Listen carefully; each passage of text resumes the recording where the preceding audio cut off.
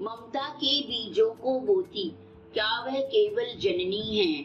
पुरुषों पर निर्भर जो केवल, क्या वह ऐसी कामिनी है? नहीं नहीं, वह तो भारत का विश्वास है।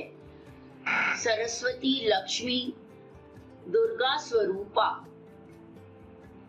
रक्षा बंधन पर भगिनी है।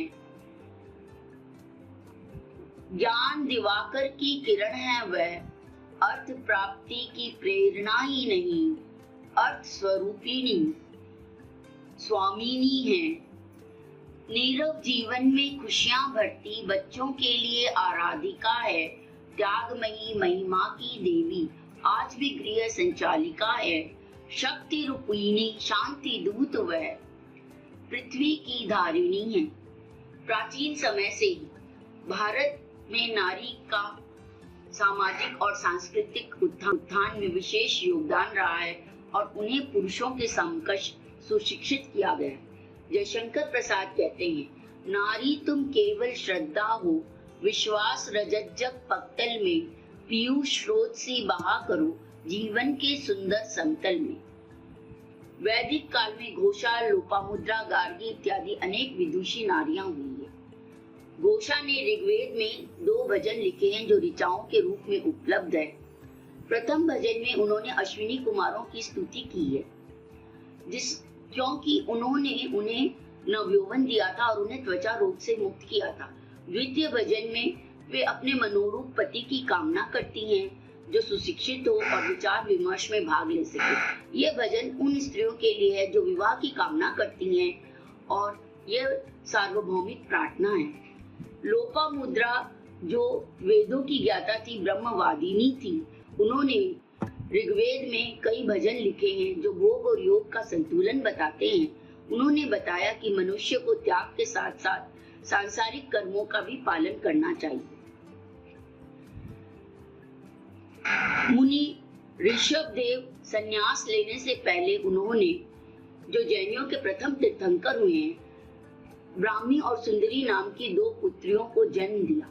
ऋषभ देव से शिक्षा प्राप्त कर वह ऋषभ देव के साथ मिलकर ब्राह्मी और सुंदरी ने पूरे भारतवर्ष को प्रथम बार सभी शिक्षाओं, कलाओं और विद्याओं में, गणित और लिपि इत्यादि में पारंगत किया।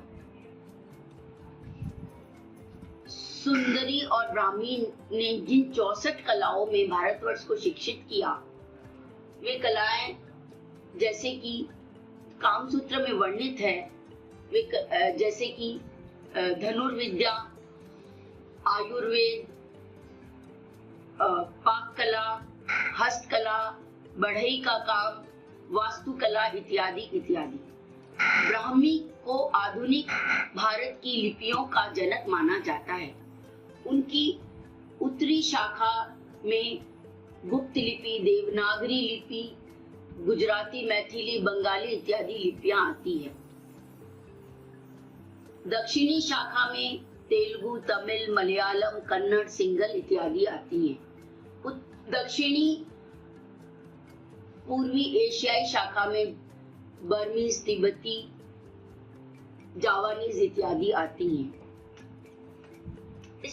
इस प्रकार भारत उस समय विश्व गुरु बना और आज जो हम अंतरिक्ष तक पहुंचे हैं उन्हीं के कारण है। गार्गी के राजा जनक के दरबार में ब्रह्म और अंतरिक्ष के बारे में संवाद जो उन्होंने याज्ञवल्क्य के साथ किए थे, वे इतिहास में अमर है। वे वेदों और उपनिषदों और ब्रह्म ज्ञान की ज्ञाता थी। 8वीं शताब्दी में उभय भारती जो मंडन मिश्र की धर्म पत्नी हुई है, उन्होंने शंकराचार्य और मंडन मिश्र के शास्त्रार्थ में निर्णायक का पद प्राप्त किया।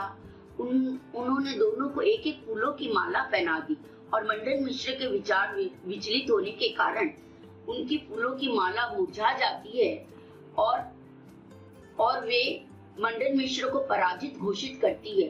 बाद में वे स्वयं शंकराचार्य को काम कला के प्रश्न पूछकर शास्त्रार्थ में पराजित करती है। इससे पता चलता है कि प्राचीन काल में भारत में नारियों को सभी प्रकार की शिक्षाएं दी जाती थी। 16वीं शताब्दी में मीराबाई ने कृष्ण भक्ति के पदों व गीतों की रचना की। वे स्वतंत्र प्रकृति की महिला थी। विवाह के पश्चात भी उन्होंने ब्रह्मचर्य का पालन किया, मंदिरों में समाज के विरुद्ध जाकर नृत्य किया, नरसिंह जी को मायरो और गीत गोविंद इत्यादि उन्होंने अनेक रचनाएं लिखी हैं। महादेवी वर्मा ने बहुत सी रचनाएं जैसे निर्जा, रश्मि, सांध्य गीत इत्यादि कई रचनाएं हिंदी कविताओं की लिखी है। उनकी निर्जा, रश्मि, सांध्य गीत इत्यादि कविताओं का संकलन यामा के रूप में प्रकाशित हुआ, जिसपे उन्हें ज्ञानपीठ पुरस्कार मिला। उनकी एक कविता है, क्या पूजा क्या अर्चन रे, उस असीम का सुंदर मंदिर मेरा लघुतम जीवन रे। अर्थात उन्होंने आचरण को ही पूजा बना लिया है, जीवन को ही भक्तिमय बना लिया है। उनके ये विचार समाज में नई क्रांति लाते हैं। अंग्रेजों के समय में मध्य युग में भारत में नारियों को घर गृहस्थी तक सीमित कर दिया गया। उसमें मुगलों का शासन था और नारियों पर कई प्रतिबंध लग गए। पर अंग्रेजों के समय सिस्टर निवेदिता, सरोजिनी नायडू इत्यादि कई नारियों ने उच्च शिक्षा प्राप्त की और समाज में शिक्षा व्यवस्था फैलाने में महत्वपूर्ण योगदान दिया। सरोजिनी नायडू ने कई अंग्रेजी कविताओं के ग्रंथ लिखे। सिस्टर निवेदिता ने वंचित महिलाओं तथा विधवाओं की शिक्षा में योगदान किया।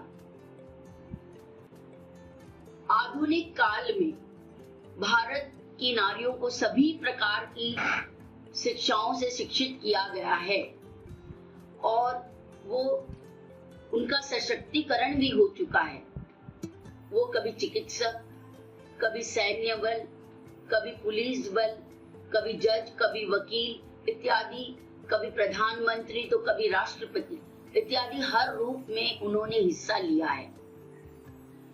भारत की राष्ट्रपति प्रतिभा पाटिल, जो भारत की पहली राष्ट्रपति बनी, भारत की पहली प्रधानमंत्री इंदिरा गांधी, अभी जो राष्ट्रपति है वह द्रौपदी मुर्मू, और सैन्य बल में सोफिया कुरैशी और विंग कमांडर व्योमिका सिंह इत्यादि। इस तरह से हम देखते हैं कि भारत हर क्षेत्र में शिक्षित, भारतीय महिलाएं हर क्षेत्र में शिक्षित हो चुकी हैं। इसके बावजूद भी आज समाज में नारी अपराध बढ़ते जा रहे हैं। बलात्कार और सामूहिक बलात्कार जैसे अपराध बढ़ते जा रहे हैं, तलाक के किस्से बढ़ते जा रहे हैं और एडल्ट्री और लिविंग रिलेशनशिप को कानून अब अपराध नहीं मानता है, जिससे नारियों की मान हानि हो रही है और वे असुरक्षित महसूस कर रही हैं। तलाक और मेंटेनेंस के मामले में नारियों को पर्याप्त न्याय नहीं मिलता। बहुत सी लड़कियां चरित्रहीनता और व्यसन की दिशा में बढ़ चुकी हैं।